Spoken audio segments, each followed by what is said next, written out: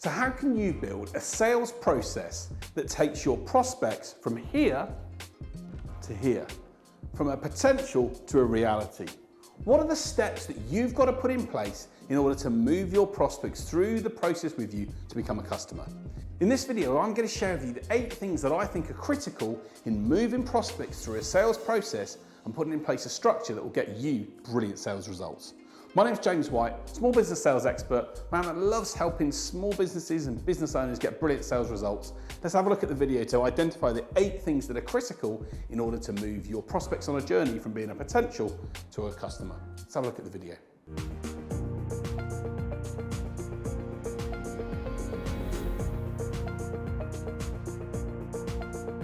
So the first thing is, what do I mean by a sales process?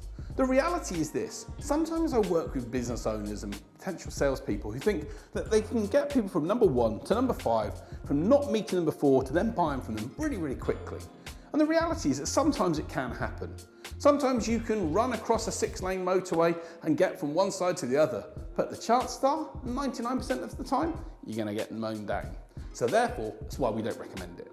We recommend in sales that you have a process in order to move your prospects through so that they get on a journey with you in order to do business with you in time. And Google said that it takes 7 hours of content over 11 interactions across 4 media for someone to trust you enough to want to work with you.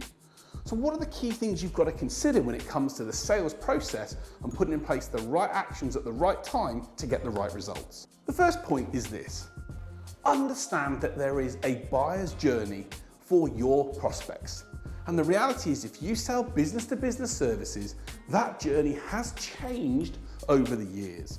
I talked to salespeople who used to work 30 years ago and they could go up and meet someone for the first time and do business with them. That doesn't operate right now. The buying journey has changed. The internet and social media has made so many things available for people to access and view, and therefore they now are in a different stage when they want to purchase a service or product. So you've got to make sure that you understand the buying journey that your prospect's on. Understand that there are going to be steps in the process, in the funnel, for them to go through, and make sure that you've got the right materials and the right messages to use at the right time. And also, you as a salesperson can say the right things at the right time. Say the wrong thing at the wrong point, you lose the opportunity. Say the right thing at the right point, you're a happy person. So one of the things I encourage people to do is to try and think about how you would want to buy your service. What would be the steps that you would go on? How would you map that journey out? And spend a bit of time on a whiteboard or a notepad to map out the journey that your clients and prospects are going through. And then think about it from their perspective. What would be the concerns they'd have? When we put ourselves in the shoes of our prospects, great things start to happen. The second point about sales is that it's all about mini wins. What do I mean by mini wins? The key thing in the stage process is not to move someone from 1 to 5 straight away, but to move them from 1 to maybe 1.5 before they get to 2. Small wins, small improvements, small adjustments, small commitments on a regular basis are going to move someone through the process. And it doesn't matter necessarily how long it takes, although we want to shorten this process as much as we can. The key thing is that the person that's here becomes a customer at the end of it. So what are the things I look out for when it comes to mini wins? People doing downloads, clicking on links you've sent them, opening up videos you've sent them, for example, or maybe replying back to emails or responding to your call or agreeing to a meeting. We've got to understand in sales that we're not going to get the big win straight away. A football team doesn't win a game by scoring a goal in the first 5 minutes. They know they've got to carry on and keep doing the work in order to get the result. They haven't won the game at 1-0 after 5 minutes. In football, it takes 90 minutes, it takes more time. And if they lose the next set of battles, they lose the game. Sales is no different. Keep on looking out to build mini wins over a period of time, and we can get the right results in place. So the third point is this: you have to have great content in order to be able to engage at different stages in the sales process. The content that you might need here at stage 1 to someone that's never even heard about you might be something inquisitive and fun. But the content that you might need at stages 3 or 4 might be more case studies or guides of how you've implemented your service. The reality is you cannot go to win sales in a business-to-business situation now successfully without great content and materials. So you've really got to work out what are the problems and challenges for your audience. What are the things they struggle with? And what can you provide in videos, in graphics, in documents, in guides, in blogs that can really help create insight and value for them?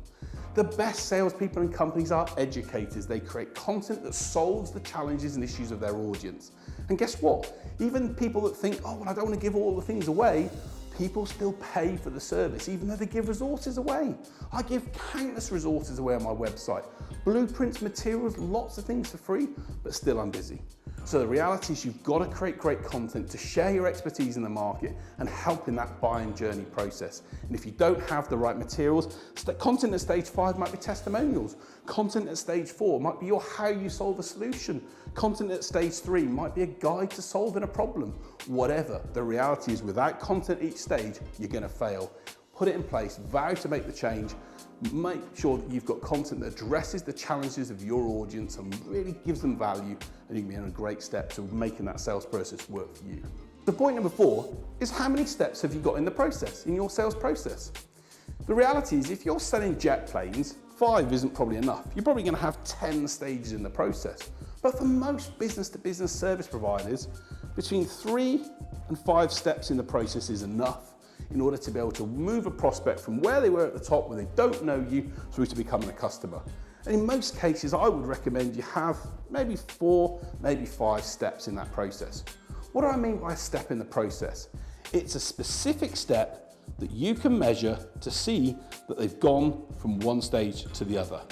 And by being able to measure if they've moved to that next stage, you can see what it takes to make that happen, what phrases, what words, what content, what material did you use, so that you can then also start to measure the results that you get. The realities in sales is we've got to engage with a number of people up here, and we're not going to bring everyone through that process. We're just simply not going to bring everyone through. But the reality is if we can know what it is we've done at certain points, we can then make small adjustments, small tweaks in order to get the right result. So identify the steps that are in the process. Maybe for yourself it might be content and a quiz or some sort of download here. Then it might well then be them attending a webinar here. Then it might be a call here. Then it might be a demo here. Then it might be a proposal here. The reality is we're going to have steps in the process and we need to know what they are. And if you want some help in putting them together for your company, reach out to me and my team at the Small Business Sales Academy and we'll help you create that. But we've got to know what they are and then measure how successful each one is.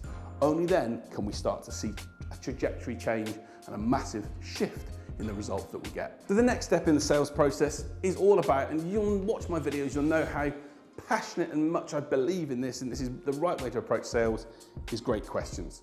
Great questions asked at the right time in the right way enable you to move someone through the process. The questions that we ask at different stages, from stage 2 to stage 3 and stage 3 to stage 4, will be slightly different. I might be asking questions here to get to know who they are and what's brought them to us, or to understand a little bit more about their situation. Whereas the questions I might ask at stage 3 are going to be a bit more in depth. I've built a relationship with them, I've built some rapport. They're more inclined to want to share more information with me here than they would do at the start of the journey. The reality is, questions are the tool that every business salesperson can use to get brilliant results. And if you can know what to use and what to say at the right time, you can move people through the process. One of the best phrases that I use when I've maybe had a conversation with someone and understood about them and wanted to be in a position to move forward with a proposal is I'll actually say to them, how do you want to move forward? What do you want to do next? Or how would you like to get this issue resolved? And most of the time they'll tell me then that they want me to be able to talk about my solution or what we can do, which means I know they've got through to the stage of maybe the next part of the process. Know what it takes to move the prospect through and knowing what the steps and criteria are at each stage is vital. Know that, know what questions you need to ask to move them through, and you're going to be on the path to brilliant sales success. So as we move someone through the sales process, the key thing that we've got to also do that helps us identify if they're going to move from stage 3 to 4 or 4 to 5 is to be able to qualify them. I created a video called BANT, which is one of my most popular videos. I'm going to put the link to BANT here. Please go and have a look at that video and see what questions you have to ask to qualify your prospects through the process. Sometimes prospects that get to this stage who are excited about buying from us aren't right for us because they maybe don't value our service in the right way, or the decision maker isn't involved in the activity, or they're keen to do something but it's not for 12 to 18 months. We've got to be able to position to qualify the leads that we have through the process so that we know that as we go through that activity, there is a great amount of certainty. If you don't qualify effectively, you're going to waste time and you're going to waste huge amounts of emotion that gets you down and is going to get in the way of you getting the results you want. It's going to hold you back, and we want to know how and when someone is right for us. Ask the right questions. Use that BAMP video. It's going to help you know what to say, when to say it. It's going to enable you to see whether a prospect's ready to move through the process and hopefully become a customer and work with you. So once you've qualified someone, we're hopefully at the end of the stage process. They've understood your value, they've gone through a journey with you, and they've seen the great content that you've shared. They feel like it's the natural stage for them to move forward, but they're going to have a couple of maybe objections to deal with, such as maybe objections around the price, or is this really going to work for them? Or they maybe got another provider and they're considering you versus them. Objections are critical, and we've got to be able to learn to handle them in the right way. If we know how to handle them by actually asking the prospect what's going on and getting inside their head, we can deal with the situation. But if we just try and talk over the objection, or if we just really think that the way we're going to get what we want is by telling people how amazing we are, we could be in for a really sharp and nasty surprise. Learn how to handle objections. I've got a video that you can use to create that. You've done so much of the good work when that person's at this stage. You don't want to lose the opportunity by you handling things wrongly. Your key goal has to be get inside their head. And my biggest tip for you on how to handle objection is to listen to what they've had to say, acknowledge their situation, identify the issue they've said, and try and respond with a question that opens up their mind and opens up what they're feeling so that you can handle it. Most objections can be overcome if you handle them in the right way, and we can hopefully move them to the stage where we're then going to go and close them. So the final point in the process, in order to get someone who was not interested with you previously to becoming a customer, is to close them. A lot of people will tell you that you can close someone that's at stage 5 at stage 1. I'll be honest with you, I don't believe it's the case. People go on that journey with you. They've got to have seen the things that we've talked about, but there comes a point in time where we have to then move them forward. If we've dealt with the objections that they've mentioned, maybe around price or the other supplier, we can maybe be in a position where we can say to them, taking all these things into account, which one would you like to move forward with? Or when would you like to get started by? Or what would it take for you to put your trust in us to work with you?